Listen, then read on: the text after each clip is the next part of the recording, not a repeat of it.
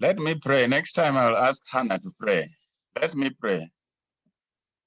Lord, we thank you for this opportunity to be together here. This is our first time to meet. In this semester, we are all freshers. We want to pray that your presence will be with us, even to start with us.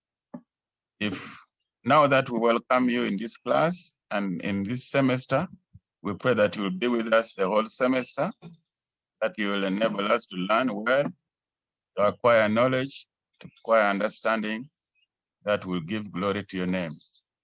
As we go through this class, we pray that you give us special understanding and special wisdom so that we are able to apply everything that we learn here. The glory and honor of your name, Jesus Christ, we pray. Amen. Amen. Amen. Okay. Thank you. Amen.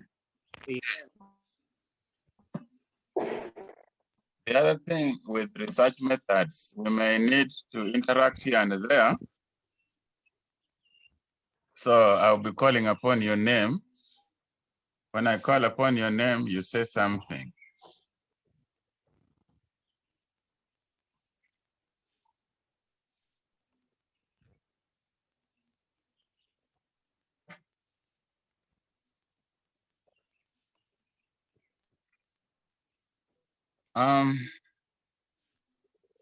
Well, most of you have already seen my name in the timetable. You've now seen my name on the screen, and you know my title. I hear you calling me with my title. Some of you who have studied from here, I don't know anybody who has studied from here yet. You may have known that I've been here for some time. And so for today, we may not go into a lot of introductions, but if we get opportunity, we'll do that. But if you get opportunity to say something,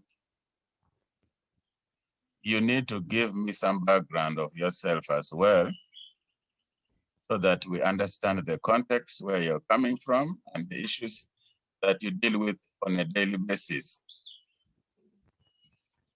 I have been here in business faculty since 2000. It's now about 21 years. This is the 21st year I've been around here. So I am not a very unfamiliar face here. Even the security guards knew me very well, and unlike the ones who were brought yesterday. But otherwise, everybody knew me at the gate because I've been at going out of that gate for so long. I'm happy to meet Anna. Anna was there in my class last semester and she disappeared. But I'm happy that Anna has come back. And I hope that we will stay with you this time.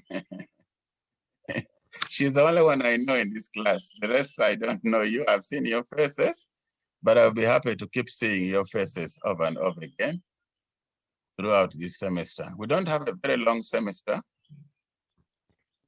but we'll try as much as possible to interact and to learn together. So today we are going to introduce research methods. We call it business research methods, but research methods are universal. But for the purposes of our course, we decided to call it business research methods. But the research methods discipline is more or less similar, whether it is social sciences, whether it is science, whether it is humanities, the research methods are more or less the same. Okay, so today we are beginning with, I'll send you the course outline. I don't know, Hannah? Oh. Yes, please. Have you people logged in Moodle? Have you people registered with MIS? Not yet. Not yet. So you need to register with MIS. so that you are registered also in Moodle, because that's where we share most of the materials. We will be sharing materials in Moodle. So make sure that you register quickly and you get your name registered into the Alpha system and also into the Moodle. I should have conducted my class today in the Big Blue Button, but I knew that you were not registered. You can now mute. You can now mute.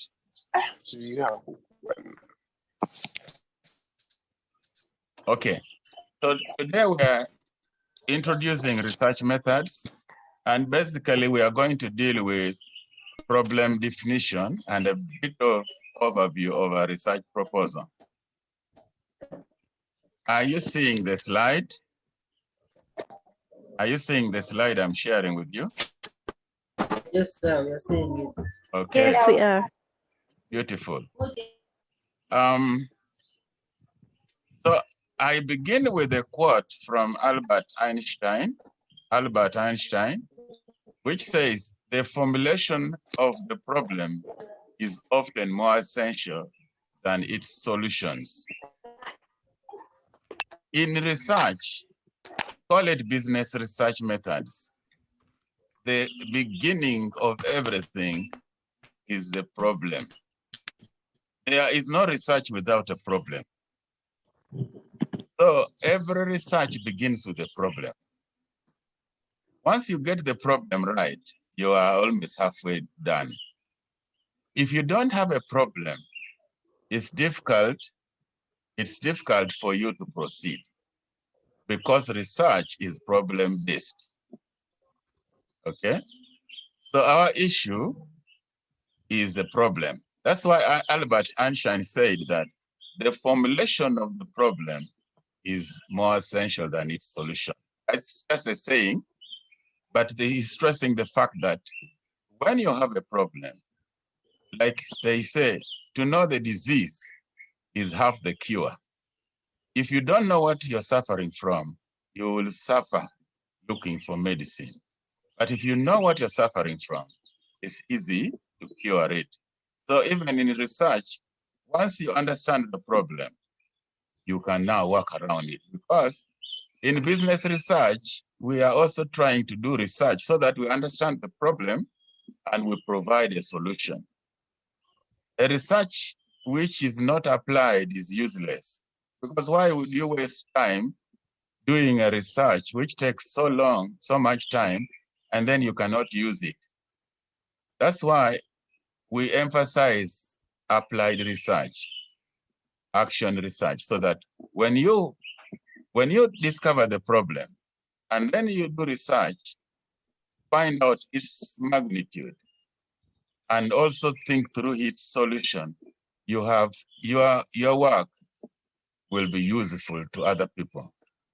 If you're working in your organization, it will be important if you did research that is relevant even for your organization.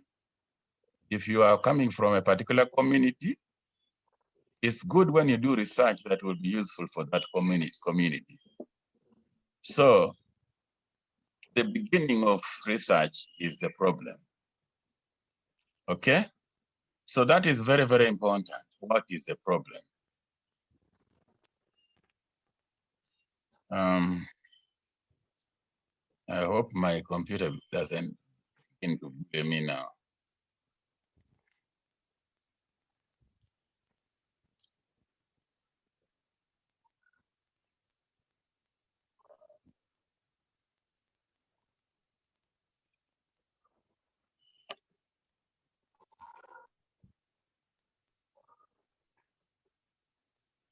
Okay. The research problem.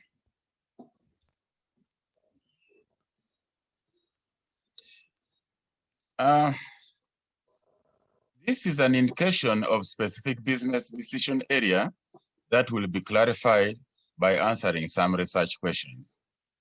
Normally, as I've just emphasized about action research, once you discover a problem, you investigate it in depth to understand its magnitude. Once you have understood its magnitude, you are as good as well as good to go. Because having understood the problem, you are on the way to solving that problem. So a research problem is, in business, we call it a specific business decision area that will be clarified by answering research questions. If, for example, you are not making profits, you want to understand why in details, why we are not making profits. Of course, if you have been making profits for some time, and then all of a sudden you're not making profits, you want to investigate why you're not making profits. So if you understand why you're not making profits, that is already one way to finding the solution to that problem. Okay? Now, the point here with the decision area is that once you understand the problem, you can be able to propose solutions. If you don't understand it, you cannot propose solutions. So that's the purpose of research, so that we at one point will be able to propose solutions. Now, the problem can be understood using this schema, this flow diagram. How do you define a problem? The problem is defined starting with symptom detection. Symptom detection. Normally, if you have malaria, what symptoms do you see, do you feel? Some people have temperature, some people have headache, some people have joint pains, some people just get body aches. So those are all symptoms. Those are all symptoms. But there are also other diseases that have similar symptoms. Sometimes even typhoid fever can present itself as if it is malaria. But a symptom, everything here begins with a symptom.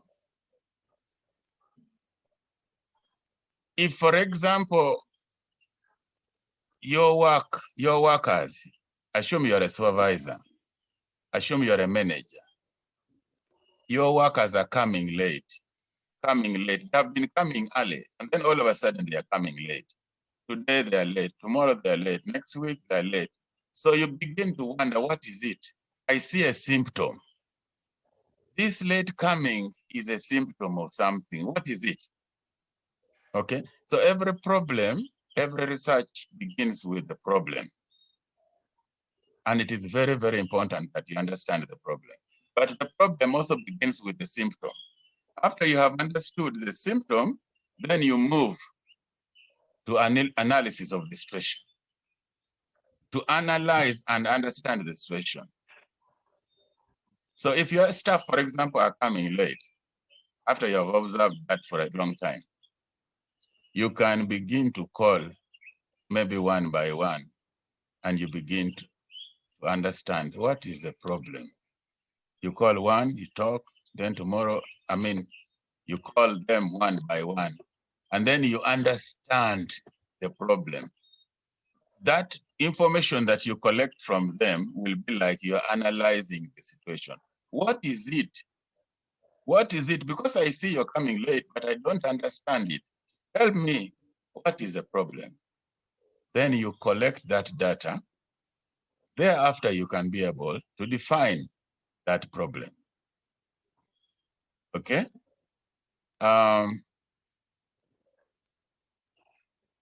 So I don't know what would be the problem, but somebody might say, I am not satisfied with my work. I'm not satisfied with my work. So what can we do? Another one can say, I'm not satisfied with my pay, my salary. Another one will say, I'm not satisfied with the way you're treating us, and so on and so on. So you see, there's something that causes them now to come late. They are communicating something. So once you understand, once you have done the analysis, you can be able to understand the problem.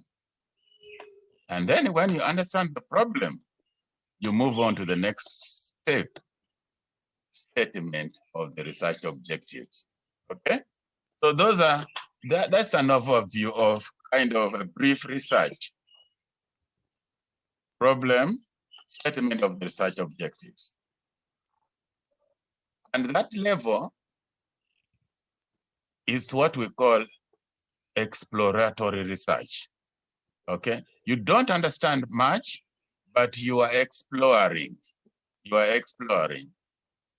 When you explore, you get some data that can help you to go deeper. If that problem is in your organization plus organization 2 plus organization 3 plus organization 4, then you can understand the bigger picture. Okay? But what you are doing at your level is exploratory. Normally, exploratory research is stage 1 research. After it has been done, if several explorations have been done, then you can go into another level, namely maybe causal, maybe descriptive, maybe explanatory. You now can go deeper, but exploratory is just to understand where this problem is coming from and what are some of the causes.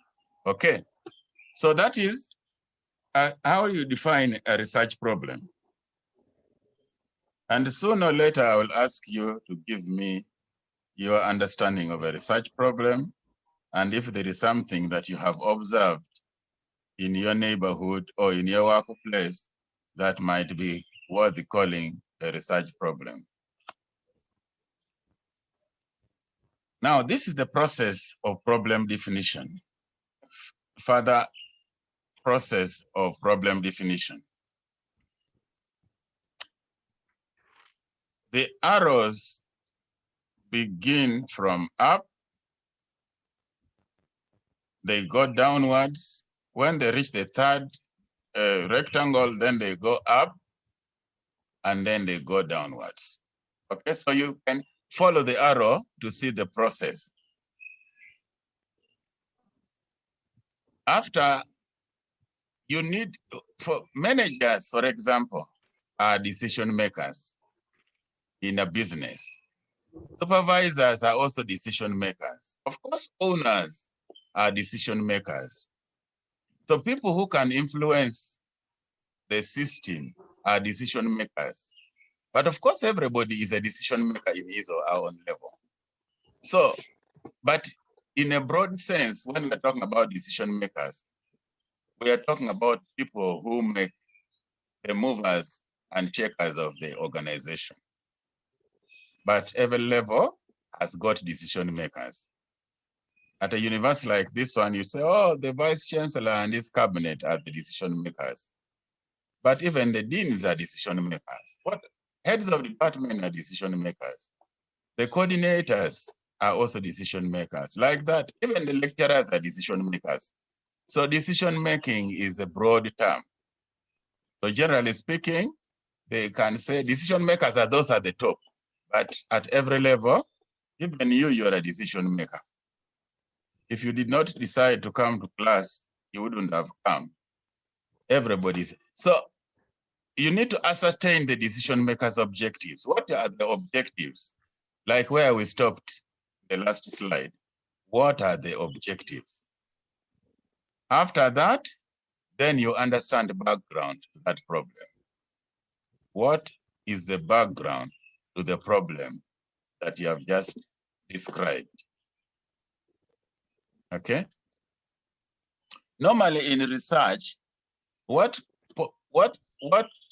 instigates research is that there is something that you have observed that is not normal. There's what we call the ideal. Normally things would be like this, but what I observe is not the ideal. Like we've said, people normally come to office at 8:30. When they begin to come at 9 and 10, that is not ideal. So that is the problem. So you begin from there. What is the problem? Okay? What is the problem? Do you want this problem to continue? No. So if you don't want the problem to continue, what do you do? So you begin from there. Then you go backwards and try to find what is the background of this problem. Very, very important. And then number 3, you isolate or identify the problem. After that, then you determine the unit of analysis. Unit of analysis.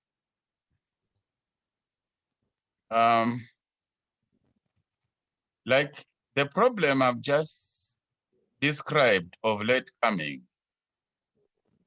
the unit of analysis are the workers themselves. Who else would give you that information apart from the people who are coming late? That is the unit of analysis. So when you are going to find out what the problem is, you ask the people who have portrayed the problem. Some people ask the neighbors, what do you think is the problem with those people? But it is bad when you begin to ask neighbors, if the neighbors are coming early, and then you don't ask the people who are coming late, that means you are having the wrong unit of analysis. Okay? So unit of analysis is those people who are affected or who are affecting. That's the unit of analysis. It can be people like those I've mentioned, but it could also be organizations. If you are in charge of association of micro enterprises in Uganda, and you observe something, the unit of analysis might be the enterprises. Because if you have 300 enterprises under you, the unit of analysis might be the enterprises, not the people. Because the people in them may be too many for you to consult them. So you'll be consulting those small enterprises. If they're 300, 400, you consult the enterprises, not the people. Of course, the enterprises have the people, but today I am talking to the CEO of this enterprise. I would like to know what problem we are facing, okay? So you assume that he will represent all the other members in that enterprise. That is now a unit of analysis at that level is the enterprise, because he will be speaking on behalf of the enterprise.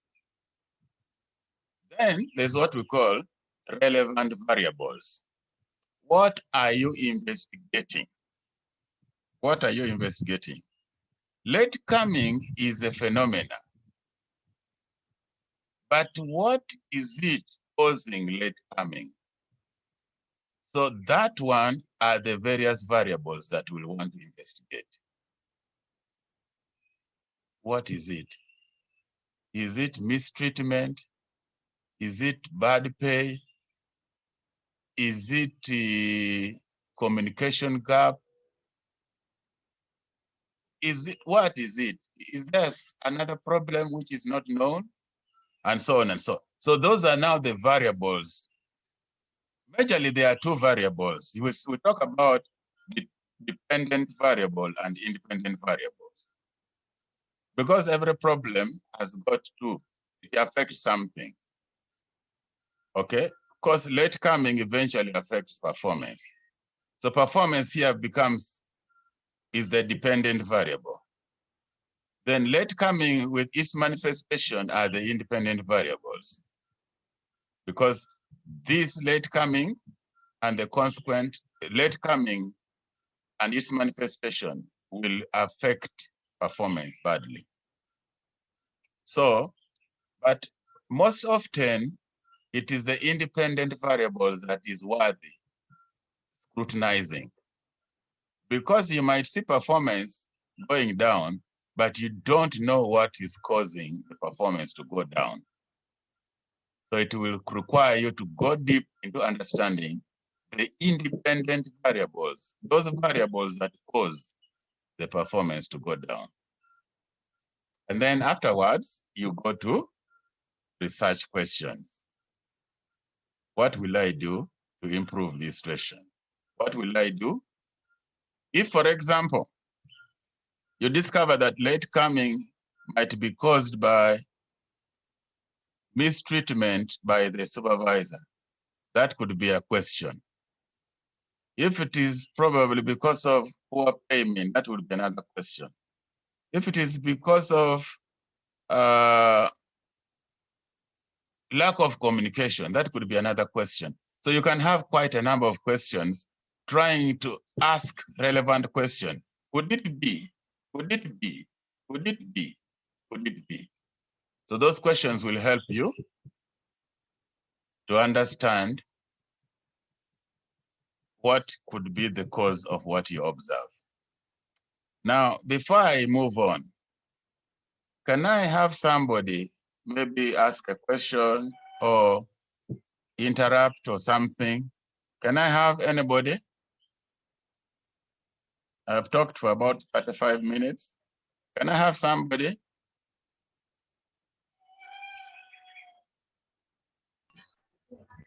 Maybe Dr. Joseph. Yes, sir. Who is that? Who is talking? This is Ismail. Ismail, yes. Yes. Could you please repeat for me on the part of dependent and independent variables? What are independent and what are dependent variables? Yes. I kind of like lost you there a little bit. Okay. Dependent variable. Normally, dependent variable is what is important to you. Normally, it is what is important to you.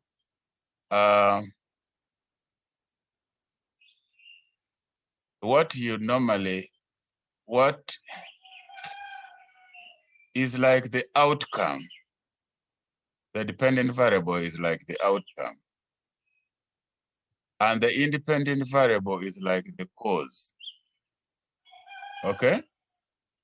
So these are normally in a cause-effect relationship. Cause-effect relationship. There is something here that you're interested in, like performance, that has changed, okay? For the worst, but even if it was for the best, you would still be interested in it, okay? But now you have to find out what causes that. The causes are normally the independent variables, okay? Yes. They are the ones that cause the dependent variable to change. It's like when you say dependent variable, it's a variable that is seated somewhere there. When something happens somewhere, they move because they depend on those things that move them. Of course, when nothing happens, they stay put. But when something happens, they can move forward or move backwards. So something moves them. That something that moves it forward or backward is independent. And then what is being moved is the dependent. Okay? Yes. So there are so many dependent variables. For example, performance is one of them. And what causes performance to go down are many, okay? Including motivation, including communication gap, including retreatment, mistreatment. There are so many things that cause performance to go down. So what those causes are the independent variables. Okay. Yes, sir. Now, Ismail. Yes, sir. What do you do? I'm a pharmacist. You're the man who was seated behind the counter. Yes. Okay. Now, how come a pharmacist is coming to do business? Because the pharmacist works with Ministry of Defense. The pharmacist works with the Ministry of Defense. Yes, and makes some strategic decisions on appropriating of funds. Okay. In a resource limited set. So we appropriate funds make sure that the resources, which are medicines, are enough for all our health units. Now, what is your bachelor's in? Bachelor's of Pharmacy. You did Bachelor of Pharmacy. Yes, sir. Okay. Okay. I don't know about pharmacy. I don't know, but I go to the pharmacist once in a while to collect medicine. Okay. Yes, sir. So disease incidence is a dependent variable. Okay. Yes. A disease is a dependent variable. Yes. Are you with me? I am with you. And what causes disease is an independent variable. Oh, yes. Okay. Yes. Yeah. So I'm glad you are in the class. We will give you a few skills how to manage business and manage your resources. I'll be very glad. Yes, but we have to cooperate. Yes, we shall. We have to understand where you're coming from Yes. before we can help you.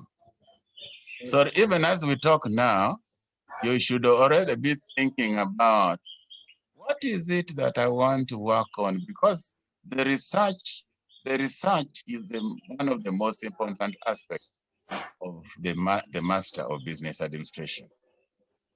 It's one of the most challenging. So you should already begin to think, what am I going to work on? We normally don't ask you to write a proposal for admission. But at this point now that we did not ask you to write a proposal, it is the right time for you to begin thinking, what is it I'm going to work on?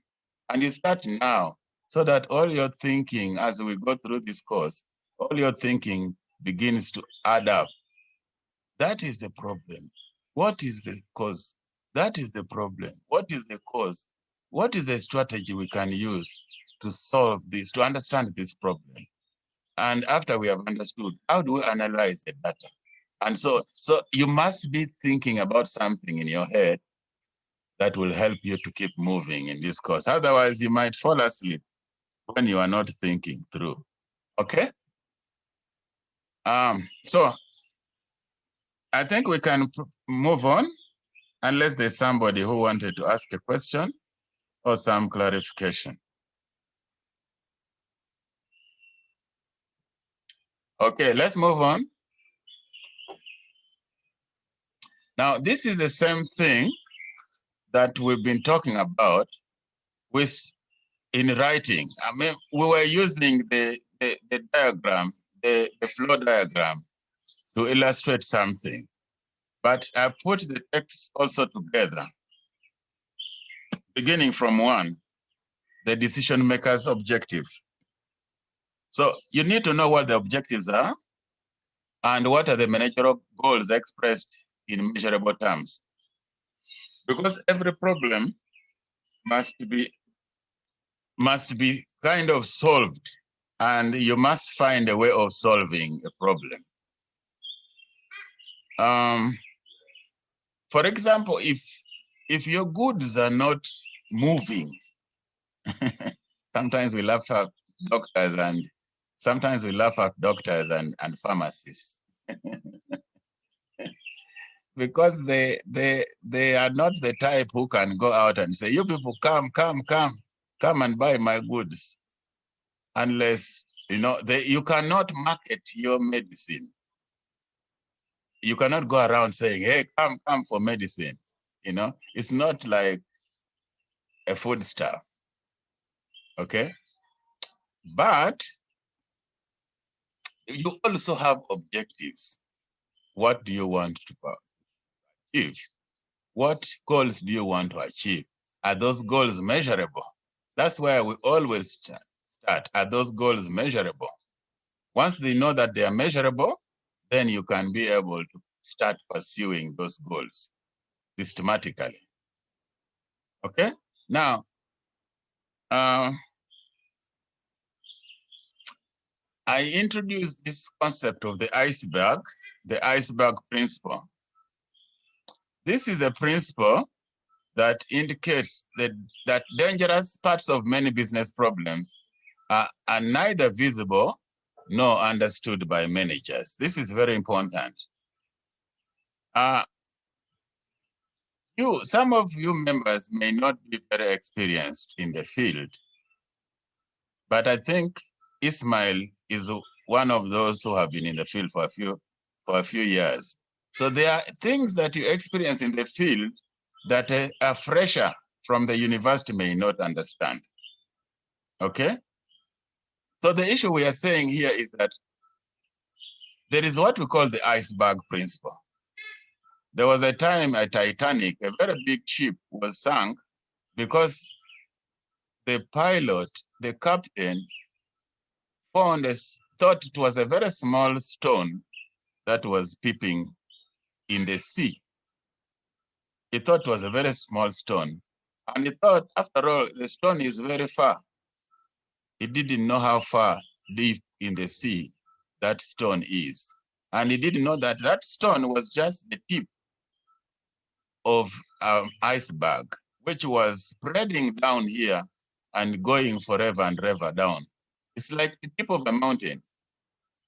Now, when he said, I will pass here with my ship, he did not know that that stone, that iceberg, actually spread even where he was trying to go. So normally, we use the iceberg principle to illustrate that when you are in a business, you see symptoms, okay?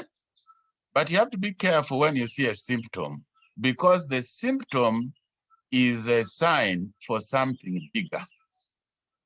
That's why the iceberg principle is very important. When you see something, you try to investigate. Otherwise, you might think, oh, that stone is far. I will just turn my ship and pass this way. You don't know how big that stone, that rock is. That's how the Titanic sank, because it hit the rock so many miles away from the symptom, but they did not study the symptom, so they thought it was a small rock. Okay.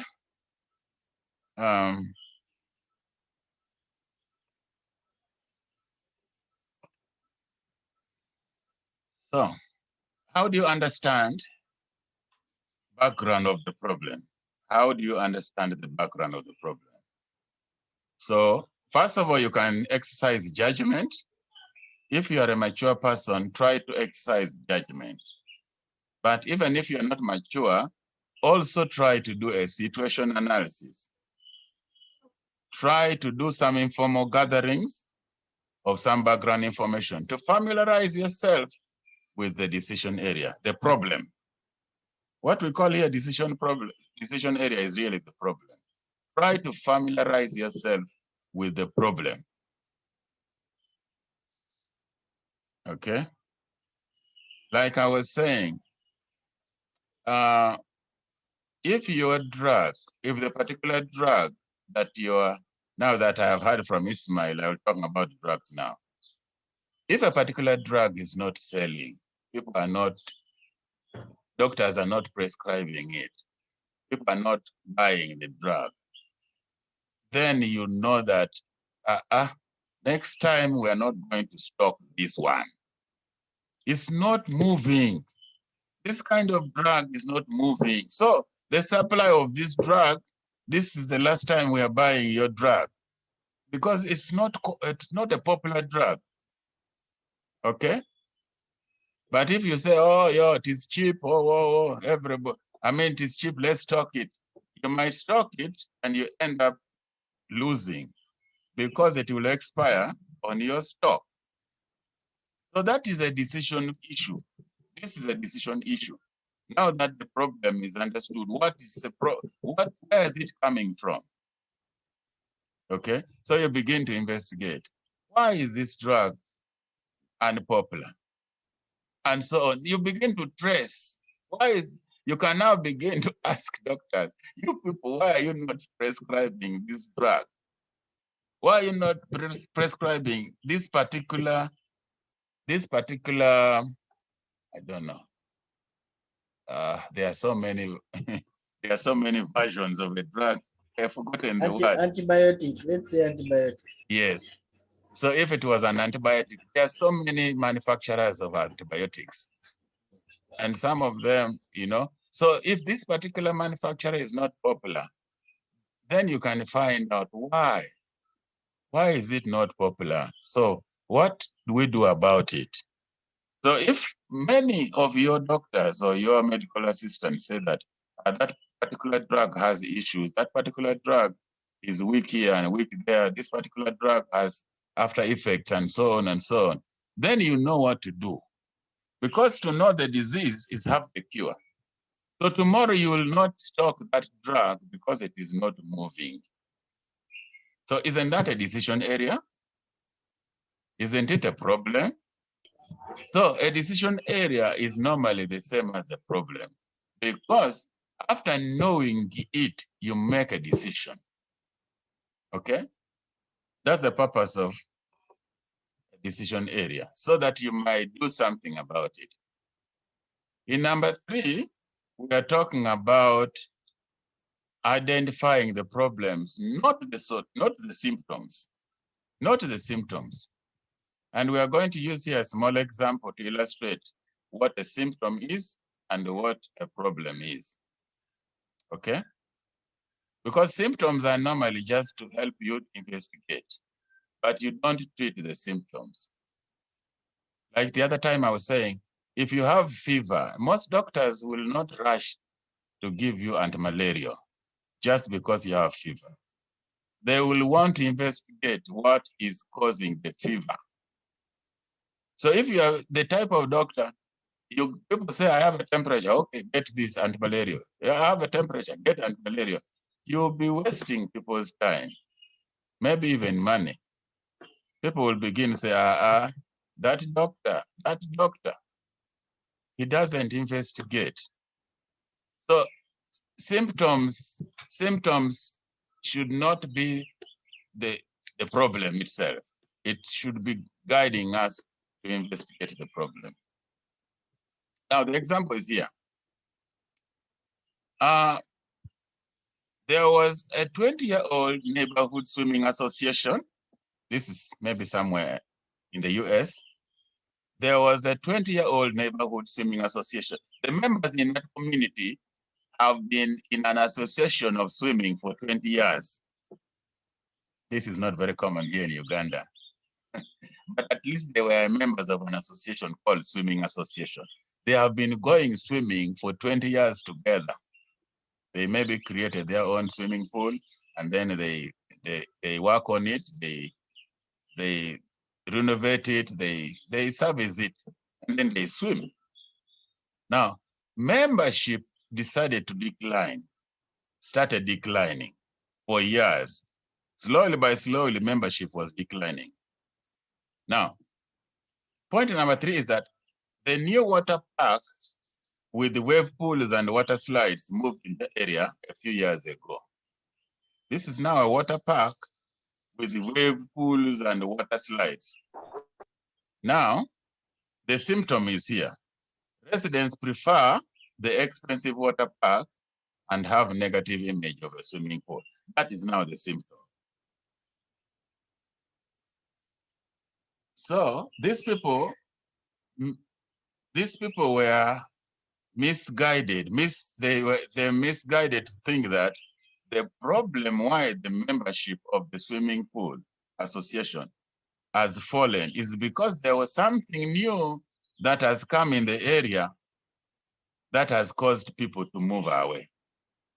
But the problem was not that. The problem is the demographic changes have been very significant, okay? The children who used to go to swim have grown up. The older residents are too old to swim. So that is the reason why the demographics, that's why the number of swimmers have gone down. Mainly the children used to enjoy the swimming, and the older residents. At that time, 20 years ago, they were still strong. If you were 60 years, 20 years later, you're 80 years, you're probably not able to swim.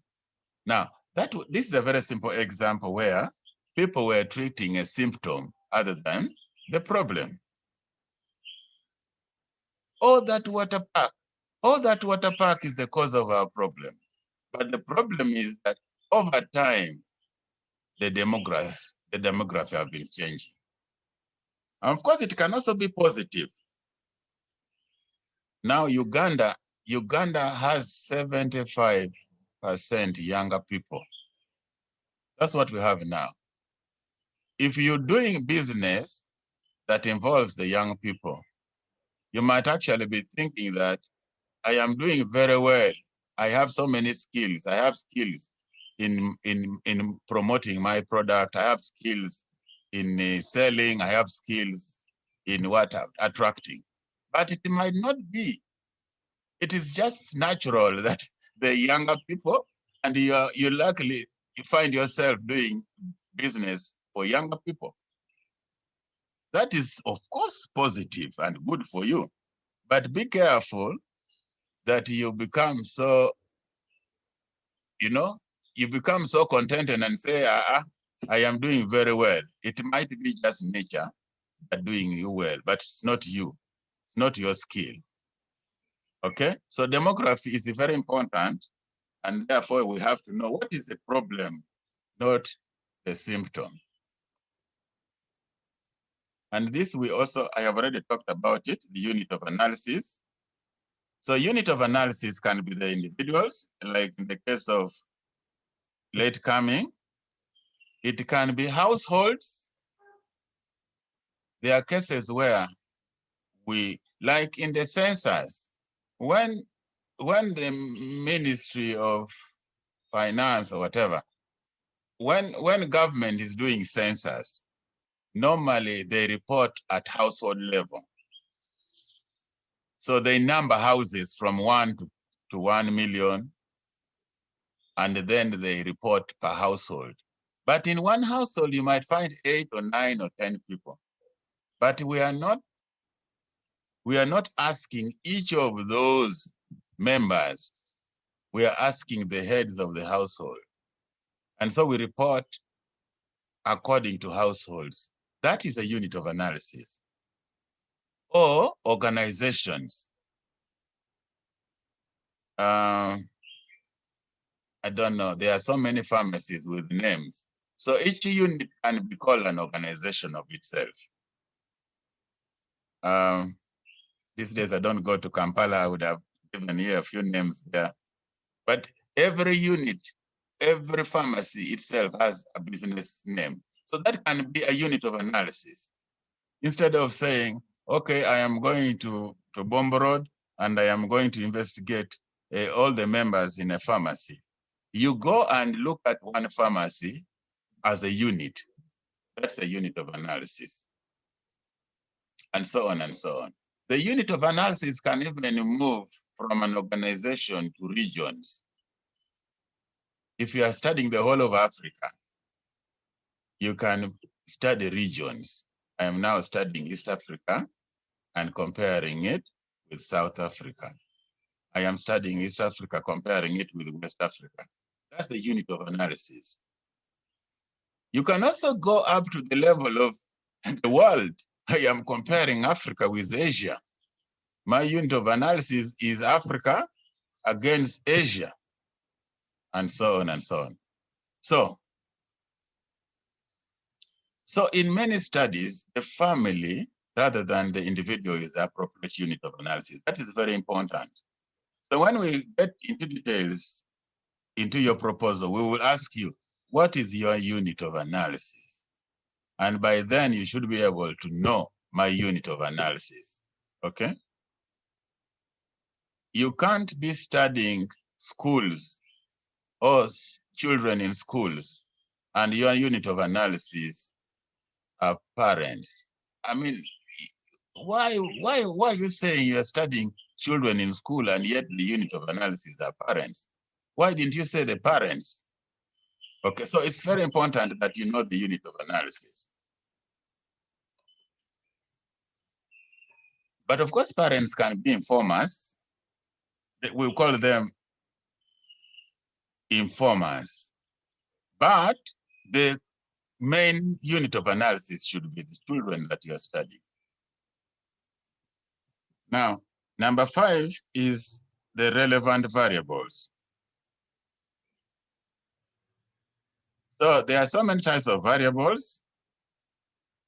At the beginning, I mentioned only dependent and the independent variables, but there are also other variables. But those are the most important. The dependent and independent variables, they are the most important. But you also have what we call categorical variables. These are variables that are only given in categories. Male is a category. Female is a category. High income is a category. Low income is a category. Highly educated, degree and above is a category. Diploma is a category. Primary school is a category.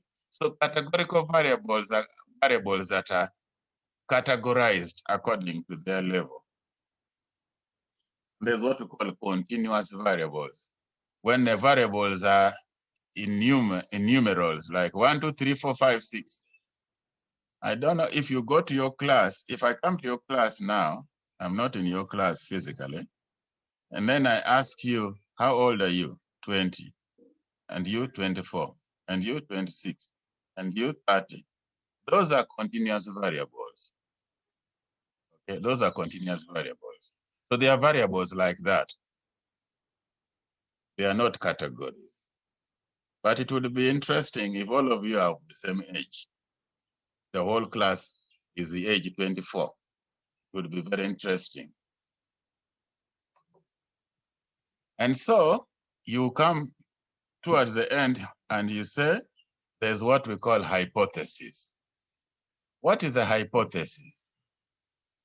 These are unproven propositions or a possible solution to a problem. Some people would call it a guess. Okay? Those are all synonyms for hypothesis, unproven proposition. I mean, for example,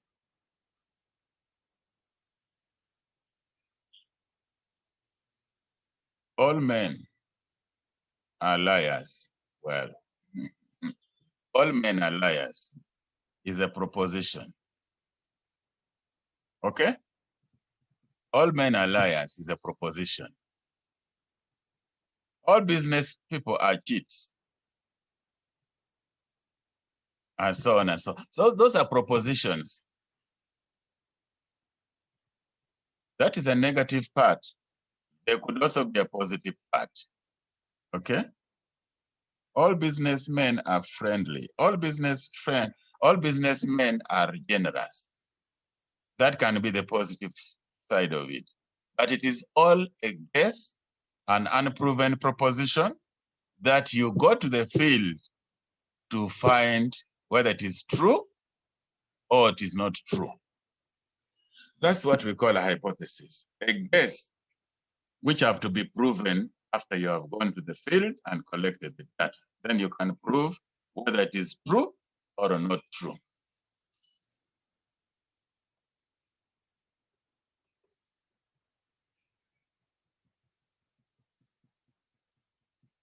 So after that, then you formulate your research question. Okay. So, Hannah, are you around? Hannah? Yes. Are you okay? Yes, Yeah. I am. Having had, I think, Dr. Ketch came in the morning.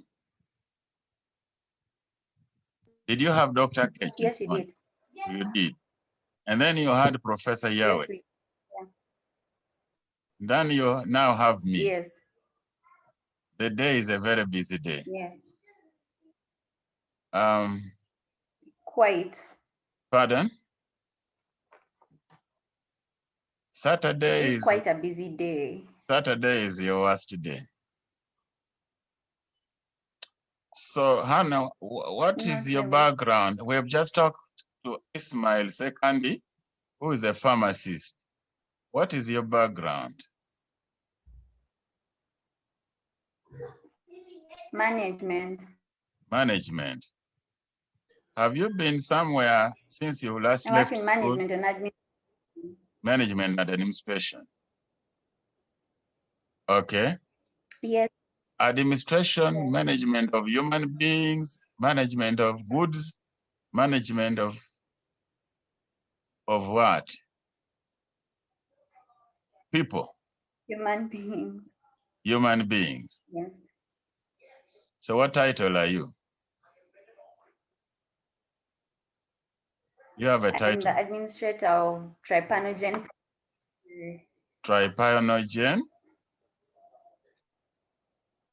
Trypanogen Project Makere. I'm the administrator. Okay. So as we have been talking, have you ever thought about a business problem that you want to investigate? Have you ever thought about any business problem or decision area that you want to investigate?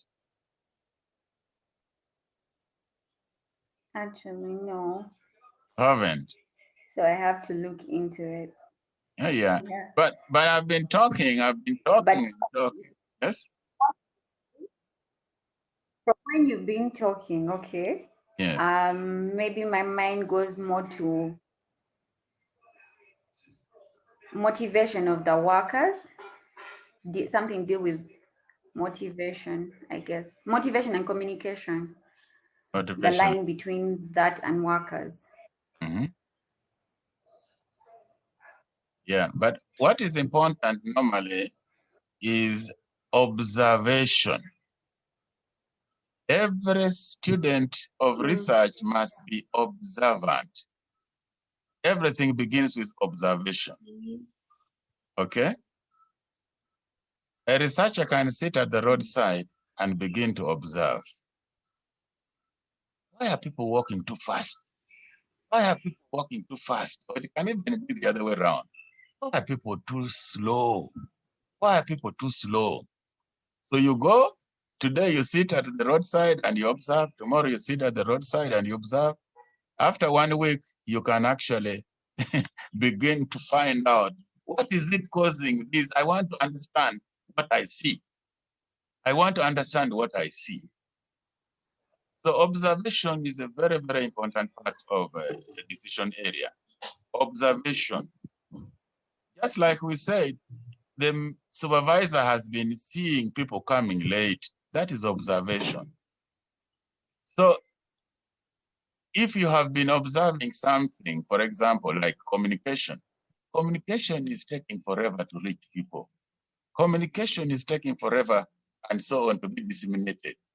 People are feeding themselves on grapevine. People are filling up the missing gaps. So that can be an observation. You get me? That is an observation. Why is communication very difficult to get here? Why are we hearing things from neighbors? Why are we hearing things from other people? And so on. So while as we talk here, keep thinking, even practically, what have I observed? Because even poverty as a general terminology is observed. What is the nature of poverty? You can observe. What is the nature of the poverty or what is the nature of the riches? You can observe. And when you have observed, you can take note. I say, I have observed A, B, C, but I don't understand it. What is the cause of what I observe? Why are people too fast? Why are people too slow? Okay, so please take that observation, and then from observation, you can investigate bit by bit until you get to the details. The more you investigate, the more you can get the details. Okay? So research also takes time, Yes, please. but it starts with one step. One step.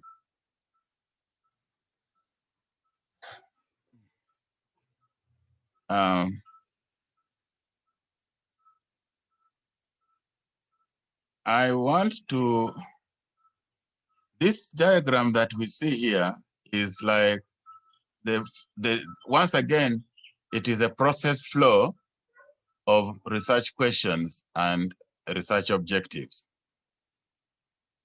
It all begins with the broad research objectives.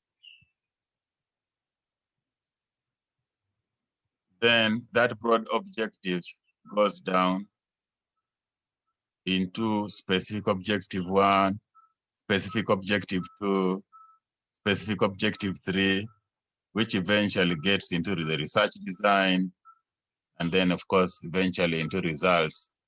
And so this is like the complete picture of what we have been sketching for you since I came in. We have been sketching for you this.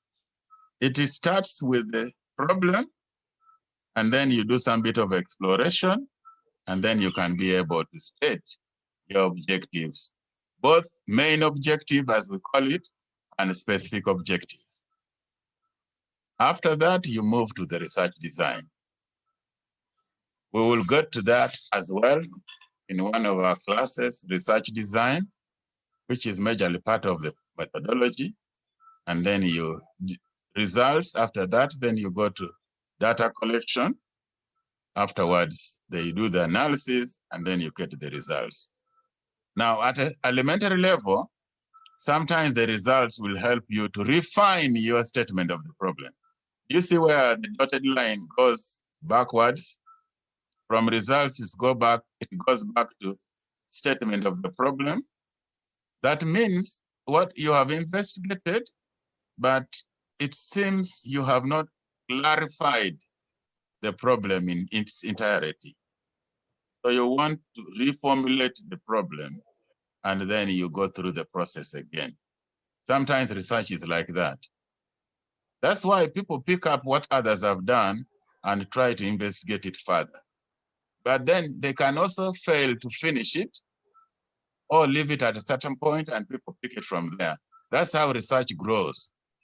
You do a bit, you leave it at that point, somebody picks from there, does 1 mile, leaves it there, another one picks there, moves 2-3 miles, leaves it there, another one picks it there, and so on and so on.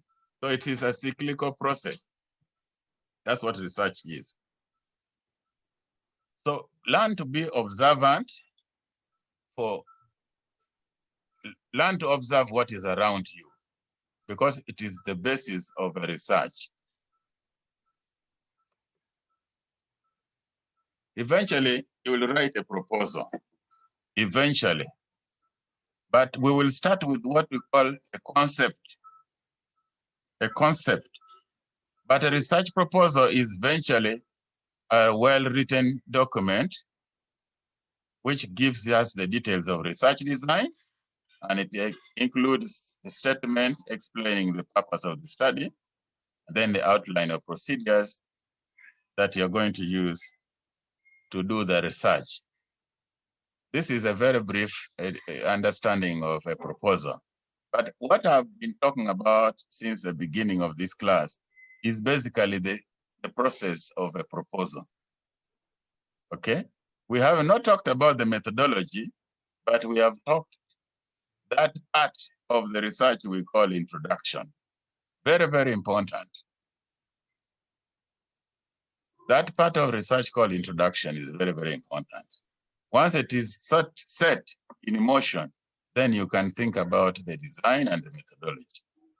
Then you can think about population and sampling methods, data collection instruments, data collection, data analysis, and so that is the process of research.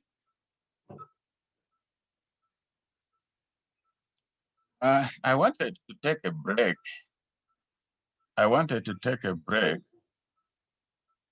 I don't know what you people are thinking about. Hello. Hello. I wanted to take a break. Okay. Now let's use the break for this purpose. Let's use the break for the purpose of introduction and some bit of feedback, because it is very important for continuity. I have been talking.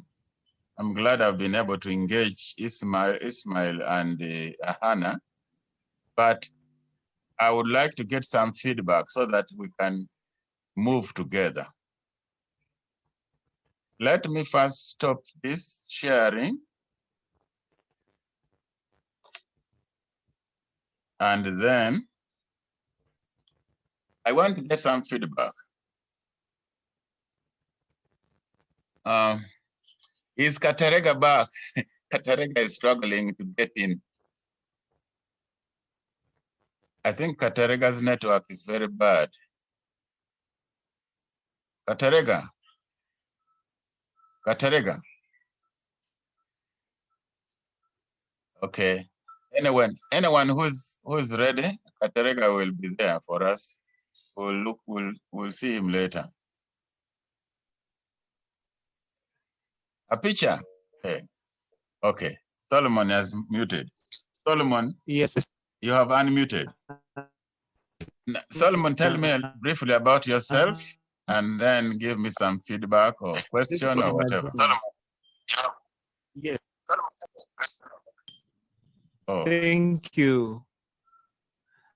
yes. My name is Solomon. I just want to be sure whether you're hearing me. Yes, there was some bit of Thank you. echo.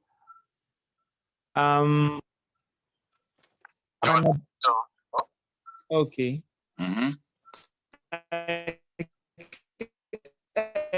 Oh no. Oh no. Oh no. Very well. Solomon? On my side, there wasn't any connection apart from it happened once and then I reconnected again. Oh, you went off. I can hear you now. Solomon. Saying, as you are, yes, I'm an administrator and I work with UNRWA. And just a moment. The process of. You are administrator? Huh. Your network is bad. Yes, please. Can you repeat?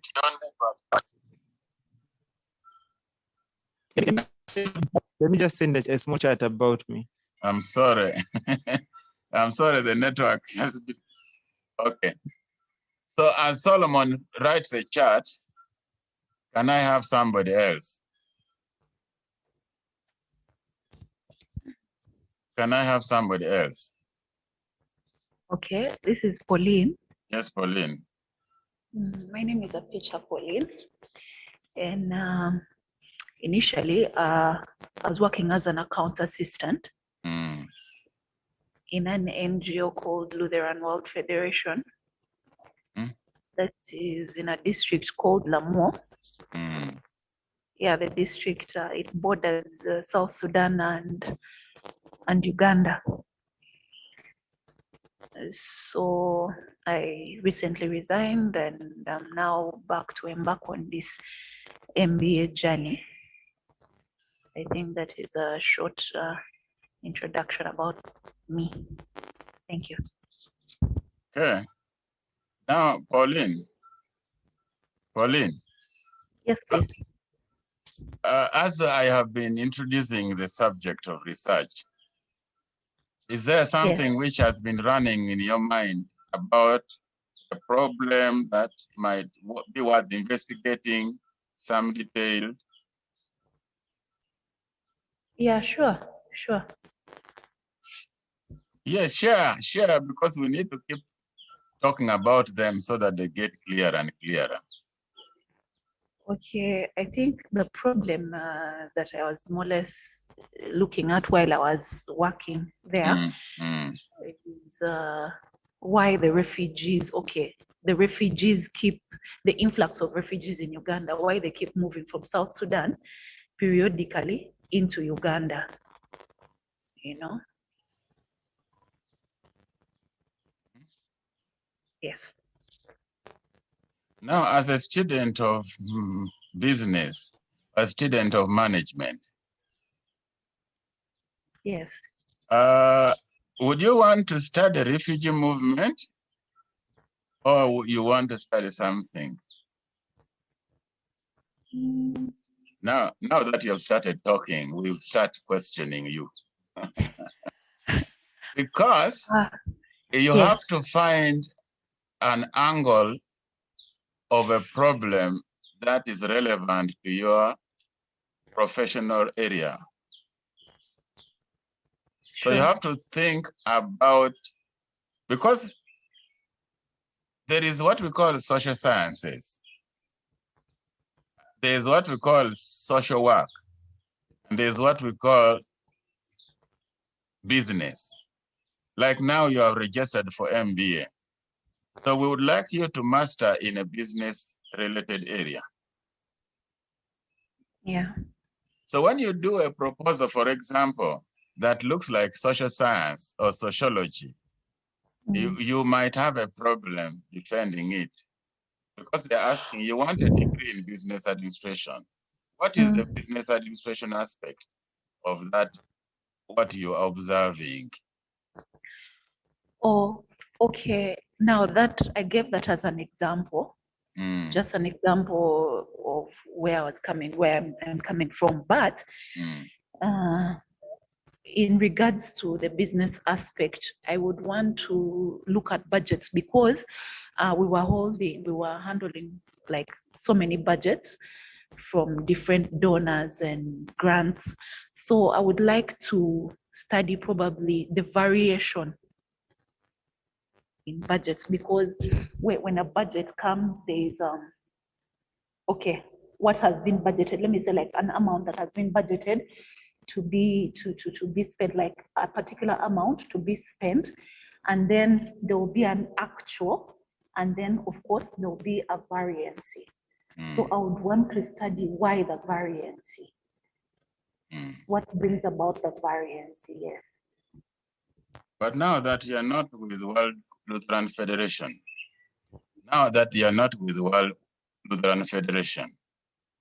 who will Yes. allow you to observe their budget? Have you got somewhere else to do, something else somewhere to do?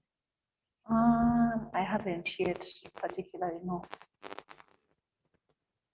So you have to keep thinking. That's why I wanted to engage you people at this point. You have to keep thinking, because it is important. When you are in a place, you have the opportunity to observe. When you leave a place and you are nowhere, you might not find opportunity to observe. And yet most of our studies, unless you are going theoretical, you must collect data which is relevant to your observation. Okay? Yeah. So you have to keep thinking, now that I am not with Lutheran World Federation, what area of study, if I'm talking about budgets and why budgets vary, why there's variance between planned and actual, what causes this plan and action? Where would I collect data to prove that this is a common phenomena, for example? Where would I get that data? Okay. But be encouraged, even as you think, if you are lucky to find secondary data,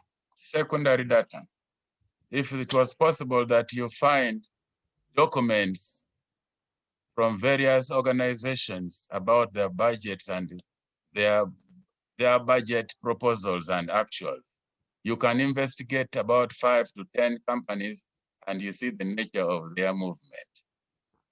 By movement mean, how do they vary? Which companies have a smaller variance and which kind of companies have a bigger variance? Then you try to find out what causes this company to have a bigger variance and what causes the other company to have smaller variances. But you have to be sure that that data is available Okay. Most often, people don't want you to go into their internal affairs. But if the data is available publicly, then you can do secondary data analysis. Okay? Okay. Keep thinking, keep thinking. Okay, thank you for that. Okay. Next. Next. Is it Solomon? This is Winnie Yes, Mulonji. Winnie. Mm. My name is Winnie Mulonji. Yes, Winnie. I did a bachelor's of business administration in MOOBS. Mm-hmm. Currently, I work with Centenary Bank as a banking officer. Where? Centenary Mukono branch. Okay. From what I've studied, Mm. I decided to pursue this course. Yes. To pursue higher level positions. And from what I've learned so far, most of the examples you're giving are actually viable in the bank. For example, if you're the manager, you with this how to find the problem, what is causing that problem. For example, the late coming example really works. You get to find out what is really causing people to come late, not hearing from the corridors or from the neighbors, but you go to exactly that employee and find out why they're coming late. Probably it could be family related, or they could be frustrated at work. It could be poor pay, or they're overworked and they're exhausted. So I'm thinking if someone is a manager, this is very good for them to learn. Okay, so like today, the whole of today you were in class. How did you manage? We close at 1:30 on Saturday. But the class began at 7 this morning. I studied the morning one, now the middle one is the challenge. Oh, Then 7 the to one at 9. 3 and 7 yes, to 9 you we attended, then you ran to the office, then you ran to mine. that middle one. Yes, please. But The middle one is the one that is still a challenge. But you can negotiate for a Saturday off. They don't allow. It depends on the branch. Huh? It depends on the branch, and my branch has no days off. You have no opportunity to negotiate off. No. Ask your neighbor to stand in for you. Huh? That is not possible. You're either around or not around. You ask Noeline, my former student, to give you a support. Do you know Noeline? I'm trying to study them. Yes, I do. You do? I know her. Okay. You greet her for me. I will. Okay, so anyway, those are issues. So please, I'm glad if you're attentive. This is not, the examples are as numerous as you can think about. They are, but observation is very critical. Always be observant. Even your clients, observe them, because they are also a subject of a study. Observe your clients. And if you are working with clients every day, you can be able to observe them. Because those ones now, they will not even penalize you for observing. Okay? So think about what you can do within your confines, within your workplace, which is comfortable and which is relevant. If you see your clients always putting on a bad face all the time, then you know there's something wrong. If you see them smiling all the time, then you know things are well. Because research is both ways. Research is, why are our clients always smiling? That is also worth investigating. Why are our clients always sad? That is also worth investigating.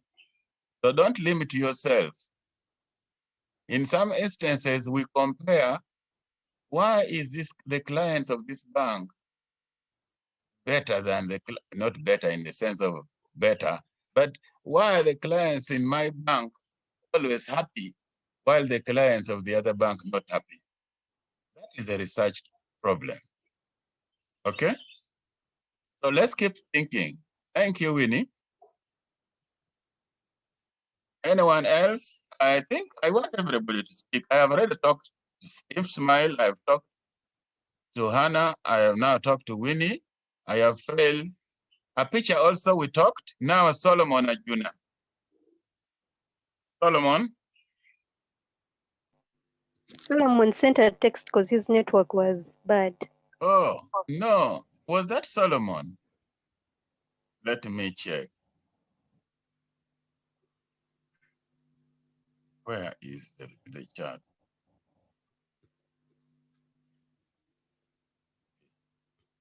Oh, yes. I'm sorry. Solomon Ajuna, administrator. Okay. Administrator with you, UNRWA. I have learned the 6 steps in the process of problem definition. Thank you. Yes, you have learned the 6 steps, but I wanted to know what you have been thinking about as we were talking. What can you observe that might worth the investigation? What do you observe where you are that might worth the investigation? Because actually research begins with your day-to-day work. And for business people, we want to investigate our day-to-day activity. That's what you want to investigate because they are the most relevant. There's no point going to pretend to study another organization when you have an organization with you every day. Okay, you have the clients, you have the colleagues, and so on and so on. Solomon? I am going to try to present what the relevancy of what I've learned, what I do practically. Okay. I hope that the network is better. It's improved, yes. Yeah. Thank you. I Yes. thought UNRWA, UNRWA is a national agency. It's an agency which is mandated to construct and maintain road network. Yes. But even big as the mandate is, me there as administrator, my interaction is, and particularly right now, it's with records management in the main registry. Yeah. So you have people who I would term as our clients because we still operate as a business entity. We have a business model, even though we are a public agency, we're a government agency. Yeah, we still operate as a business model with the mindset as if we are serving clients who are the nation, the government, auditors, contractors. These are our people we deal with. All these are stakeholders in the big mandate. And where I in the management, so I deal with the clients who come bring documents. These vary from contracts, from bid documents, correspondences, issues from project affected persons who have issues with their lands that have been affected by road projects, complaints, and all these manner of documents. So how they come in, how we electronize them so that they go to the right people, if they are engineers who have got to take action, or maybe the executive director has got to take an action, or maybe the legal to take an action, that is something we have to deal with to manage.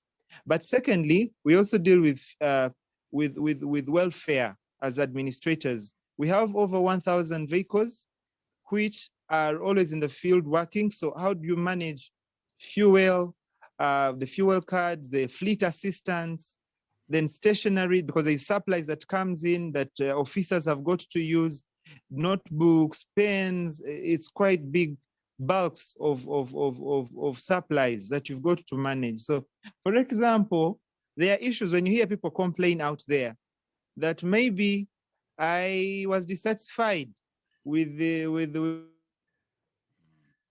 it is a road project. I'll not speak much about the technical bit of the engineers for the roads which are poor and maybe they are not functioning well, or perhaps they can't move. I will not go that area, but I'll still keep within my area of administration. For example, those who have come and they're saying maybe we had a bad reception when we went to UNRWA. That is a problem that perhaps I'll need to ask myself, why? Why should a person say that perhaps they didn't get a good service with UNRWA? So I need to ask them perhaps when they come, what is it what was your experience when you came? So that I can zero down to the exact problem. I may have to say that for now. Maybe I'll Thank you. speak more. Thank you. Public relations is a very good aspect of management. Hello? Thank you, Solomon. Thank you, Doctor. Yes, public relations, the last thing you said is very, very important.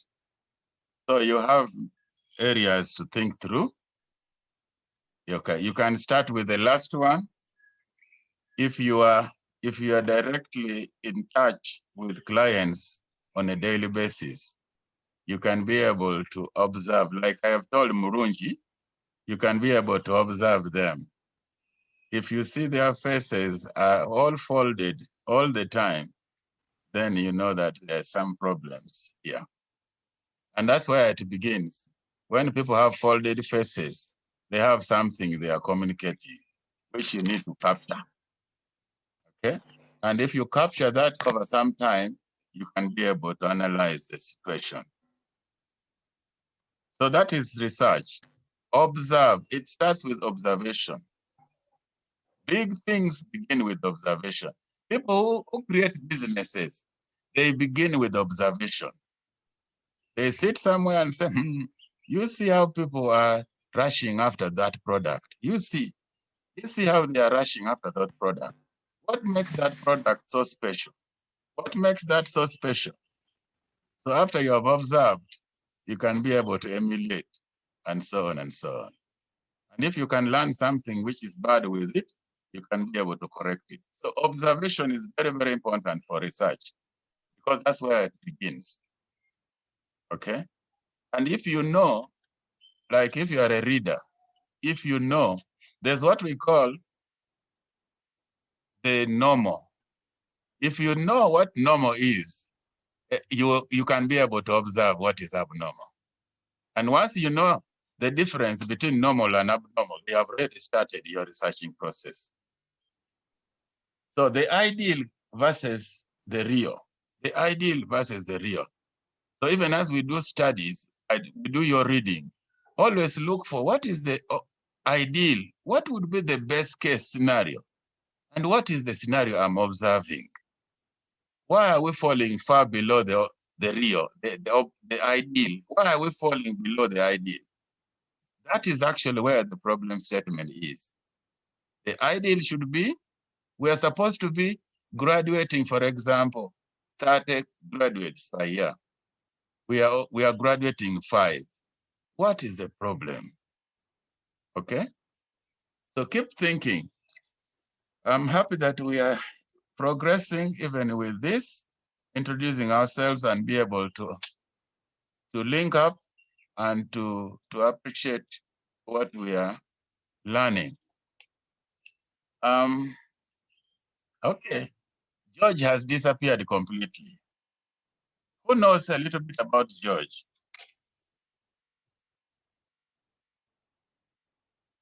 Is there anybody who knows a little bit about George? Hannah?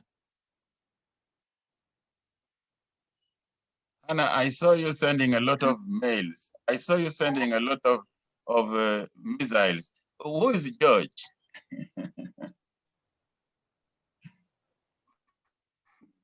I have no clue. You haven't met. From the introductions that we made today, Uh, I remember like he's a branch manager, Post Bank, Mukono branch. oh, okay. That is what I remember. That is good enough. Maybe he's managing the people right now. Probably. Maybe he's managing because we failed to communicate completely. Anyway, now he's not. He's off. He's off. I can't see him anywhere. His network was bad since morning. Oh dear. Oh dear. That is. But maybe he's not in the banking premises because the bank premise would have something better than that. Now, Seja, Vincent. Yes, sir. I'm sorry, I forgot about you. Seja. It's fine, sir. Yes, Tell sir. us. Tell us a little bit about yourself.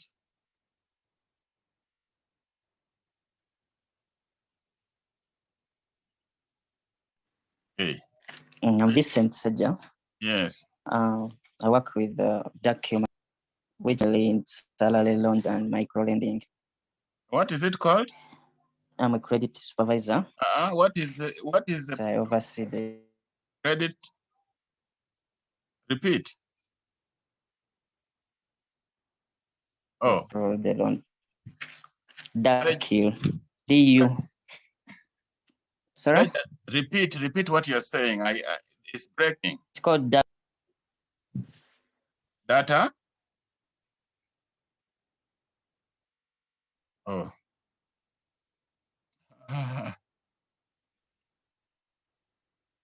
Now, maybe, see, he's the last person.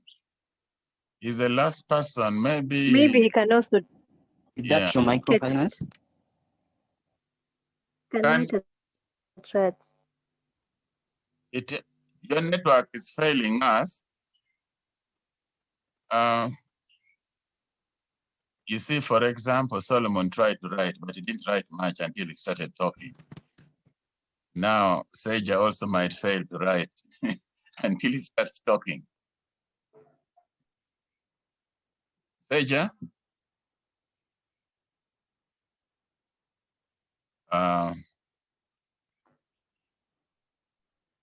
Seja, would you like to type? Maybe you type something.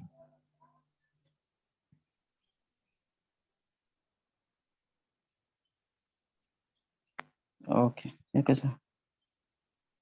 You're typing.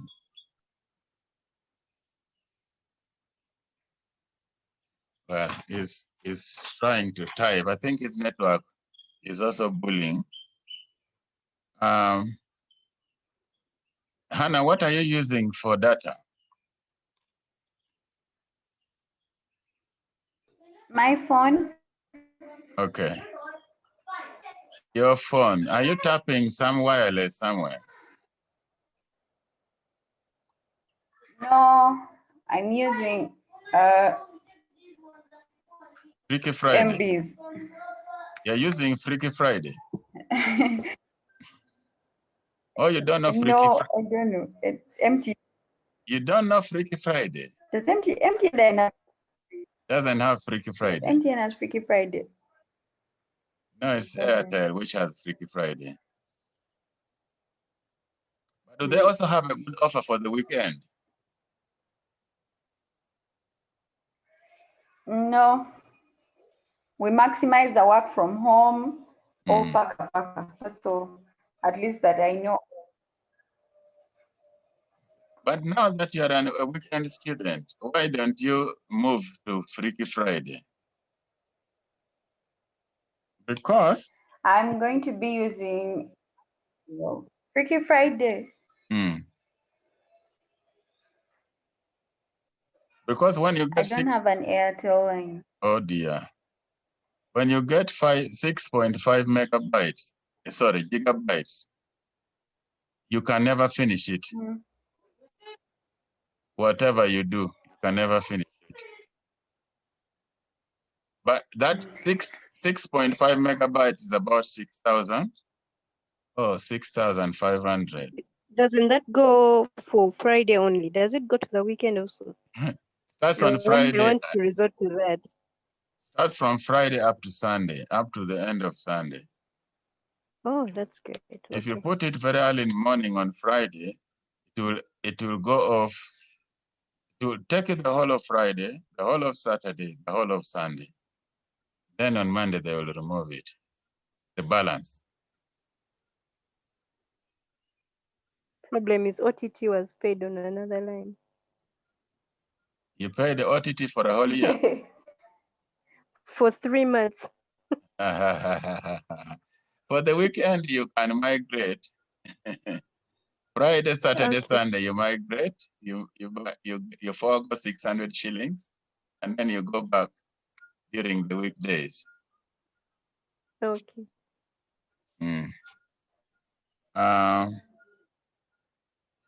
Okay. Sorry. Seja is here. He works with the Dark Hill. Dark Hill. I couldn't hear that. Dark Hill. The hill of a duck. I don't know. I don't know whether a duck has a hill. It works with Dark Hill Microfinance Limited as a credit supervisor.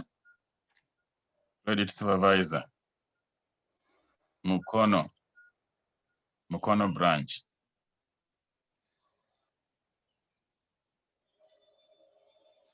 From the discussion, I'm thinking about research on performance of microfinance institutions in Uganda. It's so general. That word performance of microfinance students in Uganda is so general, but it is something to begin with, okay? So now, to you, Vincent Seja, since you are a credit supervisor, you are at a position where you can observe very many things. And since you interface even with the creditors, with your clients, you can be able to observe many things, okay? Of course, of recent, people were failing to pay their loans, probably due to coronavirus. So those ones are obvious, okay?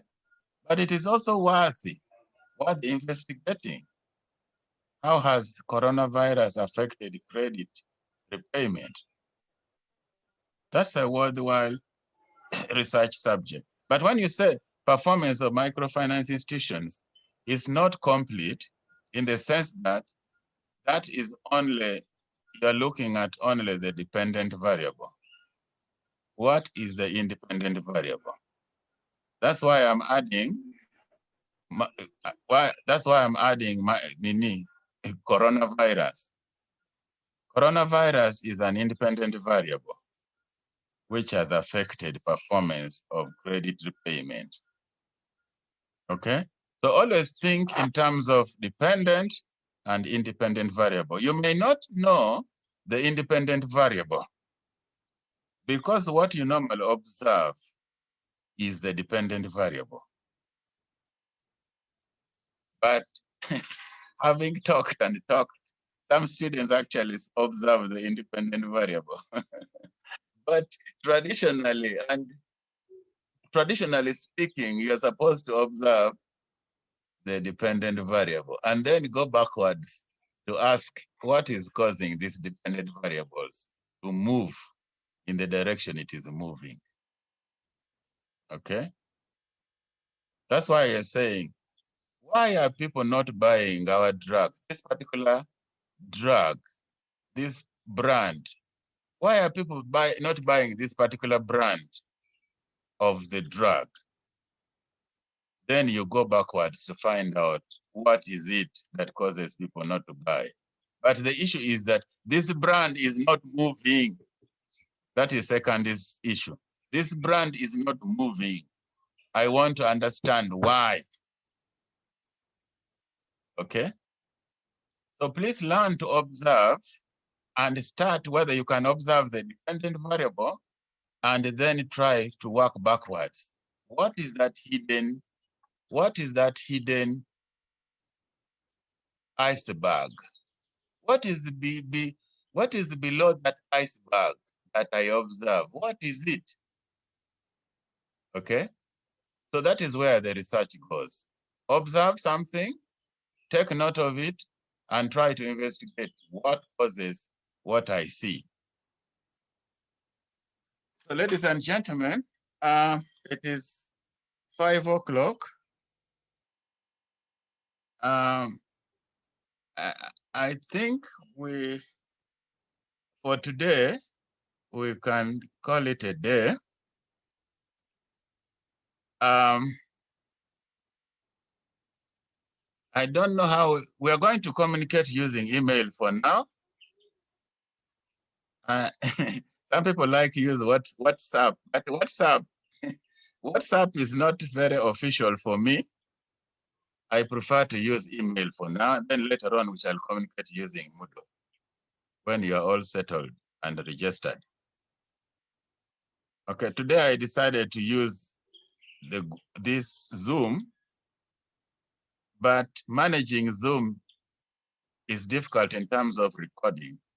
Now, I have recorded 2 hours of material, but it will be too heavy. It will be too heavy for your data. So we needed to record in a Big Blue Button, which is managed here locally, and you can access it for free. You see the challenges we are facing. So please register so that since you have few students, we can use the Big Blue Button. And whatever we record in the Big Blue Button, you access without using data. But now, if I converted what I have recorded here for the purposes of review and for those who are not present, you will find that the data might be 400 megabytes. But it might even be 2.5 gigabytes. Now, 2.5 gigabytes is so heavy. If you bought 1 gigabyte, it might all be eaten within a few minutes. Okay, so I wanted to share with you the course outline, but also maybe a question to keep you busy in the week, because we shall be meeting only once in a week. And I don't want this momentum to be lost. Since we have started on a high gear, we want to keep moving. I am glad that you have been able to share with me a bit of what you have and what you're doing, but to continue investigating even ahead of me, so that when I come to talk about something you have already thought about, that would be a very good thing. So, Hannah?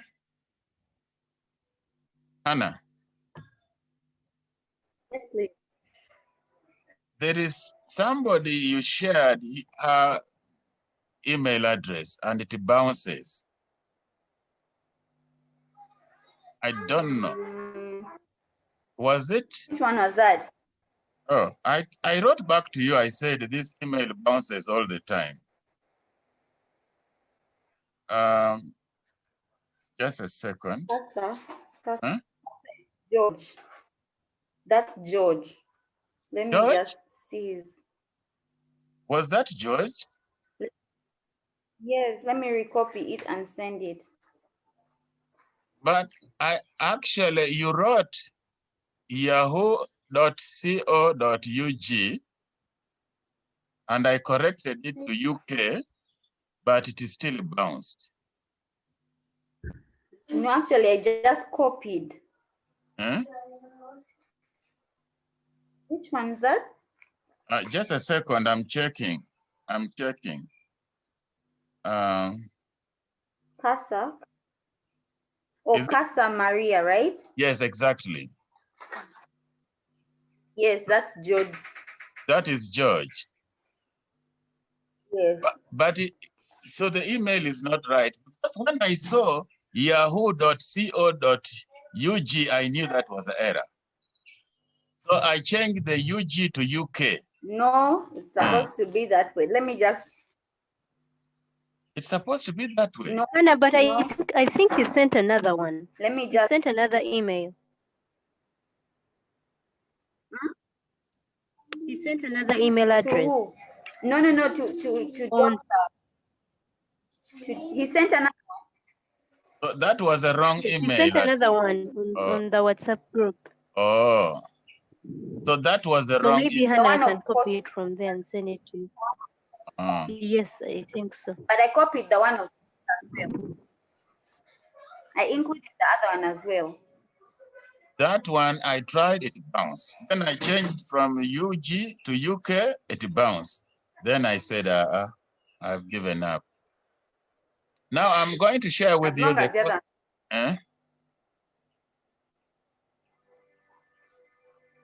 I'm going to share with you the course outline and maybe a small question to keep you busy until we meet next Saturday. Okay? So that's why I wanted the email address. And it was that one which bounced because I sent the link again on mail just to test and have your email with me. So let me correct George's email address, and I also sent him the course outline. Okay? So I want email there. Pardon? I put his other email as well. I also included it. Okay, that's fine. That's fine. Can we, who is the most priestly among you? Hannah. Hannah, Please. can you pray for us as we close this session until we meet again? But we shall be interacting by email, by WhatsApp, and any other means that you have. Okay. Father in heaven, thank you for the session we have had. Thank you for enabling us to concentrate to the end. Thank you for the wisdom that has been imparted. Thank you for our teacher. Thank you for what he has enabled us to take in, and we pray that we shall utilize the rest of this week. And even as we go, bless each one of us till we meet again the next session. In Jesus' name, amen. Amen. Thank you so much. We wish you all the best. Anna, you update us if there are members who have joined you along the way. Okay. You'll update us. We need to keep abreast with new members. Thank you for coordinating the class for now.